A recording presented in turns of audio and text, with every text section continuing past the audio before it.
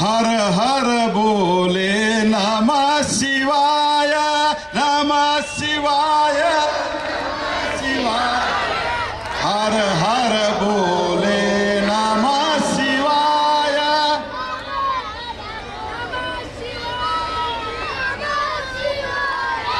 हर हर बोले नमः शिवाय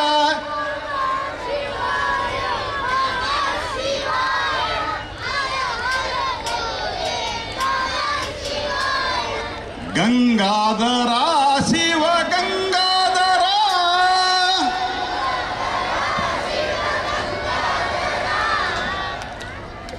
हर हर बोले नमः शिवाय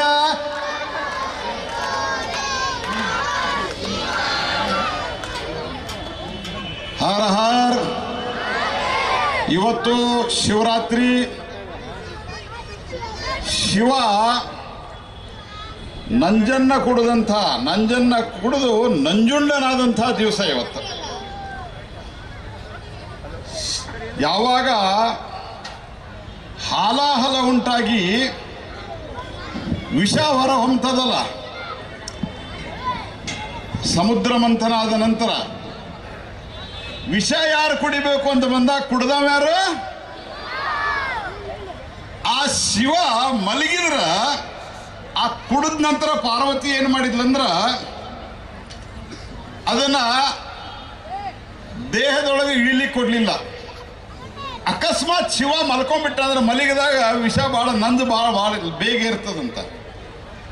ಅದಕ್ಕೆ ಎಲ್ಲರೂ ಸೇರಿ ಭಜನೆ ಮಾಡಿ ಶಿವನನ್ನ ಜಾಗೃತವಾಗಿಟ್ಟಂತ ಒಂದು ಸಂಸ್ಕೃತಿ, ಅದು ಭಾರತೀಯ ಸಂಸ್ಕೃತಿ ಅನ್ನೋದನ್ನ ನಾವು ಮರೆಯಬಾರದು.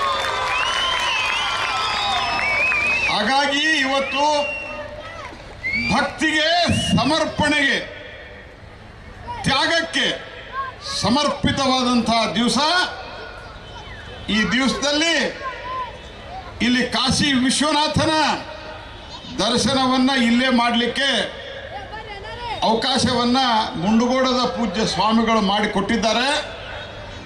ಇವತ್ತು ನಿಮ್ಮೆಲ್ಲರ ಆಶೀರ್ವಾದದಿಂದ ದೇಶದಲ್ಲಿ ಸಾಂಸ್ಕೃತಿಕ ಪುನರುತ್ಥಾನ ಪುನಃ ಆಗ್ತಾ ಇದೆ. ಇಷ್ಟು ದೊಡ್ಡ ಪ್ರಮಾಣದಲ್ಲಿ ಕುಂಭಮೇಳ ಆಗಿರುವುದೇ ಇವತ್ತು ಸಾಕ್ಷಿ ಎನ್ನುವಂತಹ ಸಂಗತಿಯನ್ನು ನಾವು ಮರಿಬಾರದು. ಯಾರು ಸನಾತನ ಧರ್ಮವನ್ನ ನಾವು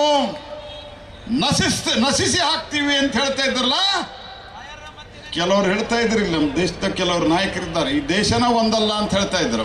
ಆದರೆ ಕಾಶ್ಮೀರದಿಂದ ಕನ್ಯಾಕುಮಾರಿಯವರೆಗೆ, ಕಚ್ಚಿದಿಂದ ಕಾಮರೂಪದವರೆಗೆ ಎಲ್ಲರೂ ಕುಂಭಮೇಳದಲ್ಲಿ ನಾನಿಲ್ಲ, ತಾನಿಲ್ಲ, ಅವ ಇಲ್ಲ, ಮಂತ್ರಿ ಇಲ್ಲ, ಮತ್ತೊಂದಿಲ್ಲ, ರಾಜ ಇಲ್ಲ, ಪ್ರಜಾ ಇಲ್ಲ, ಎಲ್ಲರೂ ಹೋಗಿ ಇವತ್ತು ಆ ಶಿವನ ಜಟೆಯಿಂದ ಬಂದಂಥ ಗಂಗಾ ಜಮುನಾದ ಆ ಒಂದು ಸಂಗಮದಲ್ಲಿ ತಮ್ಮ ಪವಿತ್ರ ಸ್ನಾನವನ್ನು ಮಾಡಿ ದೇಶ ಒಂದು ಅನ್ನುವಂಥದ್ದನ್ನು ಸಿದ್ಧಗೊಳಿಸಿರುವಂಥವ್ರು ನೀವೆಲ್ಲ ಎದುರಿಗೆ ಕೂತವ್ರಲ್ಲಿ.